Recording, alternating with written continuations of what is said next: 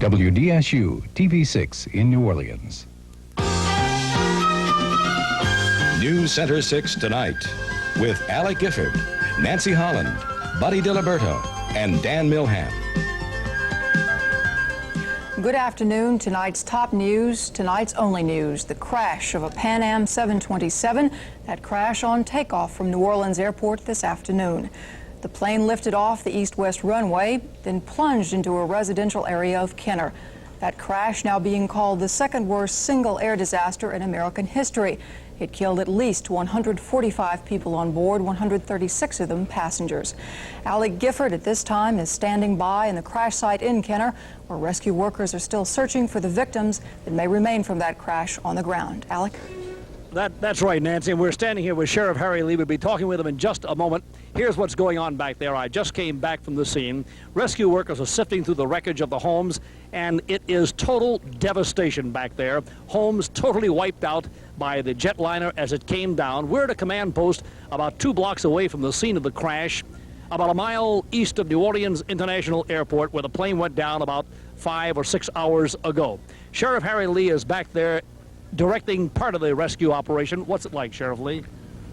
Well, it was a while before we controlled the fire. They were very much concerned. The Kenner Fire Department was in charge. Up until the fire was secured, there was about 40,000 pounds of fuel still on board. So we couldn't commence the rescue operation until the fire department gave us the okay. Very fortunate, I don't know if you already heard or not, they recovered a baby. Looked like she was about 18 months or 2 years Yes, old. as a matter of fact, we do know that. We'll have pictures of that scene later in the newscast. She was there, but it appears that as of this hour, when we just left there 10 minutes ago, there seemed to we've recovered about 80 bodies so far. 80 bodies have been recovered so far. Yeah. Sheriff, what's the situation for the rest of the night now? Chief Lentini has asked some of his people to go home to get some rest, and we've asked some of our people to go home. We're going to continue operations throughout the night. The Pan Am officials just arrived right before you did from New York. The FAA has been on scene immediately after the accident. They're looking at the investigation, and all we're doing now is trying to recover the bodies. Is there any reason to believe there may be survivors like that baby boy or baby girl in there? No, I think that was a miracle. It's the whole area is cleared out and wiped out, and there was one particular area, we don't know why, there was about 20 bodies in one location. The only big part of the plane left is the tail section that we saw, and we're getting calls all the time that there's parts of the airplane all over the area. All right, Sheriff Lee, I know you want to get back in there, so we'll let you go. And Nancy, we'll be coming back later in this half hour to bring you hopefully a further report of what's going on in there. But as we say, it is total devastation. It is a eerie scene of lights and smoke still coming up from the ground there. Rescue workers still recovering bodies. As Sheriff Lee just told you, 80 bodies already recovered. We'll be going back to the scene and we'll report back to you in about just a few minutes as soon as we return. Back to you, Nancy. All right, thank you, Alec. And I think that was 18 bodies that have been recovered so far. The crash has been described as the second worst single airplane disaster in U.S. history. Elizabeth Curran reports on how it all happened.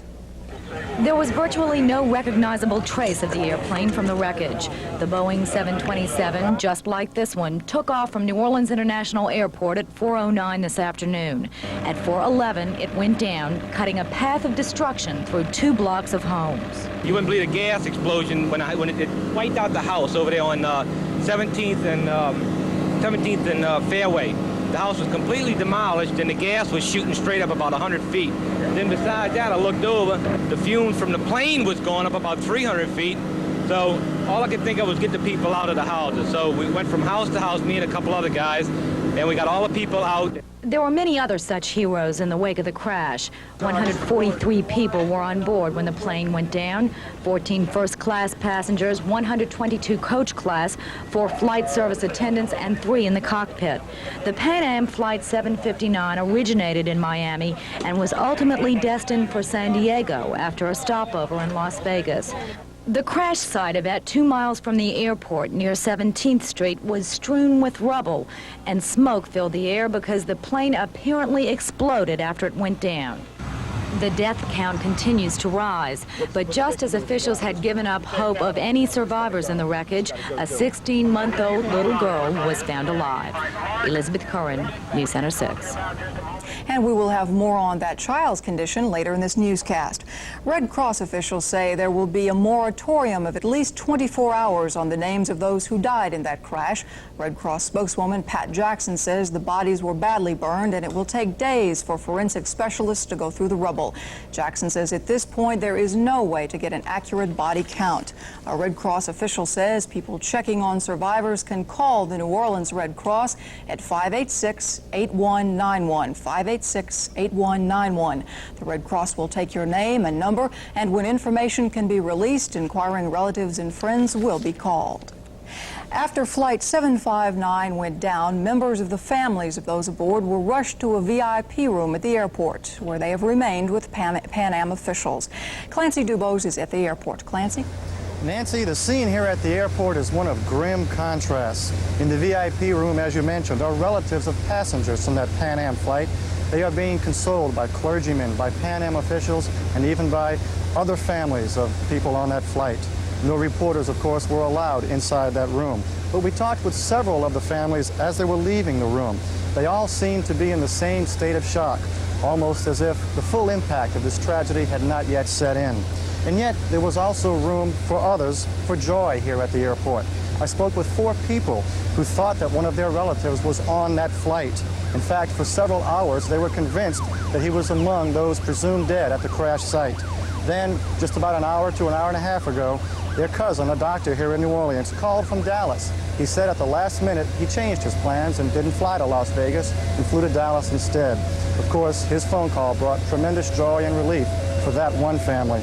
Elsewhere here at the airport, Pan Am officials are not releasing any new information about either the flight, the crash, or the passengers.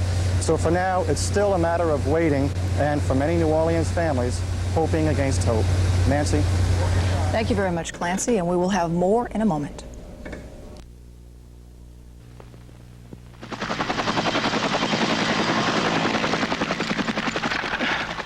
Does training come under your vacation time? No way. My boss knows this is no vacation. How about you? I did last summer, but now my boss supports the Guard and Reserve program. This year my job is secure, and my vacation time. The National Guard and Reserve. It's their job to protect you. It's you who protect their jobs. Your employees deserve your support. What do New Orleanians think of NewsCenter 6? They got sharp young folks showing the news. It's clear, concise. There's good people doing it. It's informative and keeps me up to date as to what's going on in the city. I like the weather Channel 6 does, so I tend to stick to that station more. I love it. We can't wait to see it every morning, and then in the afternoon, and at noon. We especially enjoy the noon. NewsCenter 6, morning, noon, and night. Firefighters in Kenner say they'll be on hand throughout the night fighting small blazes that continue to light the aftermath of that tragic plane crash which claimed at least 143 lives. Officials say at least 3 Kenner residents on the ground were killed when the jetliner crashed into the suburban neighborhood this afternoon. Officials were unable to confirm earlier unofficial reports of at least 12 dead on the ground. Rescue workers, however, continue searching from house to house for more bodies. No identities have been released as of yet. But right now we have Ruth Barnett on the phone, who is Public Relations Officer for Kenner City Police Department. Ruth, what can you tell us about what's happening right now? Just a matter of combing through the rubble. Our officers will be on duty all night long. It's just like cleaning up after a bombing in that area. It is, the firemen will be there, the Jefferson Police are here, Jefferson Parish Police are here, Harahan Police has come to assist. All the police agencies are assisting us in this operation. Ruth, earlier we were warned that there might be problems with looters. Has there been such a problem? Yes, we arrested one man. He was caught at 5:45 this evening. He is Lex Cippinelli, 25, of 4257 Rome Drive in Kenner. He is charged with theft and possession of stolen things. All right, thank you very much. Ruth Barnett from the Kenner Police Department. The crash has devastated the Kenner community. Willard Shepard reports the plane wiped out almost everything in its path. Residents were devastated by the crash. The plane hit near 17th and Fairway. It wiped out homes in the area and left wreckage everywhere. Parts of the plane were on rooftops, in backyards, on front lawns. Firefighters battled blazes that were caused by the crash. Foam and water were used to cool the wreckage. Some homes were totally wiped out, while immediately next door, others stood intact. All right, well, I live on Hudson Street, which is about 2 houses away when it happened. I just got through cutting the grass, and I went inside. The big, great boom, like you wouldn't believe, went off. So we thought the lightning hit a transformer. Well, my wife said, God, what was that? I said, I don't know, honey. I said, let's go see. As soon as we come out, we look out the door. There's a piece of the engine standing in the middle of Hudson Street. Flame. Hospital emergency workers combed through the wreckage looking for survivors. Every possible sheriff's deputy and firefighter was called to the scene, hoping to find people who were still alive in nearby homes. Emergency workers only found one small child alive. Willard Shepard, NewsCenter 6. And this just into NewsCenter 6. Apparently a Marrero woman was aboard the plane when it crashed. She is identified as 83-year-old Elizabeth Gidrose, who was en route to Las Vegas to visit her grandsons. This information comes to us from the Las Vegas airport. The call went out tonight for blood for those injured on the ground in that plane crash, and the response so far has been tremendous. Mark Phillips has that story. Within 2 hours after the crash, the Homa Blood Center was flooded with donors. And by 9 o'clock, officials said nearly 400 people had given blood, with hundreds more outside waiting to do the same thing. It was their way of helping out in the time of a catastrophe. Well, because I'm able to give blood, and I thought maybe I could help someone who's in need of blood. And I just hope that everything turns out all right for the people who do survive. As I feel in any emergency, it is everybody's responsibility to do what they can to help. And this is the first thing I could do for anybody was to come and give blood. I heard about it on TV like everybody else. I figured I'd do my part. It's just it. You got some extra blood, give it to somebody that needs it. Doctors will use the platelets from the blood in the treatment of the burn victims. The center will stay open until 11 o'clock, or until most of the people waiting in line have donated their blood. The center will reopen again tomorrow at 8 o'clock in the morning. Mark Phillips, NewsCenter 6. And coming up next, we will talk with a man who flies a 727.